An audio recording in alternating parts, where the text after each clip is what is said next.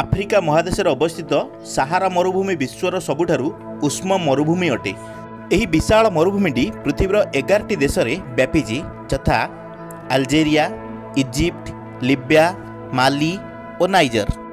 ଏହି ମରୁଭୂମିର କ୍ଷେତ୍ରଫଳ 9.2 million square kilometre, ଯାହା ଯୁକ୍ତରାଷ୍ଟ୍ର ଆମେରିକାର କ୍ଷେତ୍ରଫଳ ସହ ପାଖାପାଖି ସମାନ।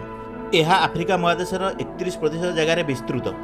ଏହି ମରୁଭୂମିର ମୁଖ୍ୟ ଭୂମିରୂପ ଗୁଡ଼ିକ ହେଉଛି ସ୍ୟାଣ୍ଡ ଡ୍ୟୁନ୍ସ, ହାମାଡା, ରେକ୍ସ, ଅକ୍ସ, ସଲ୍ଟ ଫ୍ଲାଟ୍ସ ଓ ମରୁଦ୍ୟାନ। ସାହାରା ମରୁଭୂମିର ଦୁଇଟି ମୁଖ୍ୟ ନଦୀ ରହିଛି, ଗୋଟିଏ ହେଉଛି ନାଇଲ ଓ ଅନ୍ୟଟି ନାଇଜର। କିନ୍ତୁ ଏହି ମରୁଭୂମିର ଅନେକ ଜଳପ୍ରପାତ ଓ କେତେକ ହାତଗଣତି ହ୍ରଦ ମଧ୍ୟ ରହିଛି। ଗ୍ରୀଷ୍ମ ଋତୁରେ ସାହାରା ମରୁଭୂମିର ତାପମାତ୍ରା 50 ଡିଗ୍ରୀ ସେଲସିୟସରୁ ଅଧିକ ହେଉଥିବା ବେଳେ ଶୀତ ଦିନେ ଏହାର ତାପମାତ୍ରା ହାରାହାରି 13 ଡିଗ୍ରୀ ସେଲସିୟସ ପର୍ଯ୍ୟନ୍ତ ଯାଇଥାଏ। ଏହାର ମଧ୍ୟବର୍ତ୍ତୀ ଅଞ୍ଚଳଗୁଡ଼ିକରେ ବାର୍ଷିକ 1 ଇଞ୍ଚରୁ କମ୍ ବର୍ଷା ହେଉଥିବା ବେଳେ ଏହାର ଅନ୍ୟ ଅଞ୍ଚଳଗୁଡ଼ିକରେ ବାର୍ଷିକ 4 ଇଞ୍ଚ ପର୍ଯ୍ୟନ୍ତ ବର୍ଷା ହୋଇଥାଏ। ସାହାରା ମରୁଭୂମିର ଅତୀତ କିନ୍ତୁ ଏପରି ନଥିଲା। ଆର୍କିଓଲୋଜିକାଲ ଓ ଜିଓଲୋଜିକାଲ ରିସର୍ଚ୍ଚ ଜଣାପଡ଼ିଛି ସାହାରା ଦିନେ ସବୁଜିମାରେ ପରିପୂର୍ଣ୍ଣ ଥିଲା।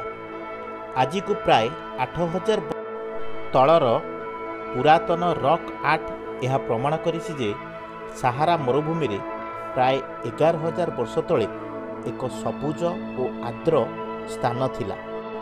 ଶୁଷ୍କ ଓ ଅନୁପଯୋଗୀ ପରିସ୍ଥିତି ସତ୍ତ୍ୱେ ଏଠାରେ ତାଳ ଗଛ, ଓଲିଭ୍ ଗଛ ଓ ଅନେକ କଣ୍ଟାଳିଆ ଗଛ ଦେଖାଯାଏ।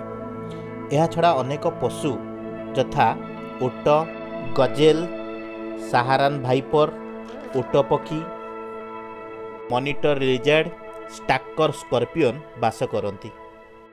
ସାହାରା ମରୁଭୂମିରେ ପ୍ରାୟ 2 ମିଲିୟନରୁ କମ୍ ଲୋକ ବାସ କରନ୍ତି।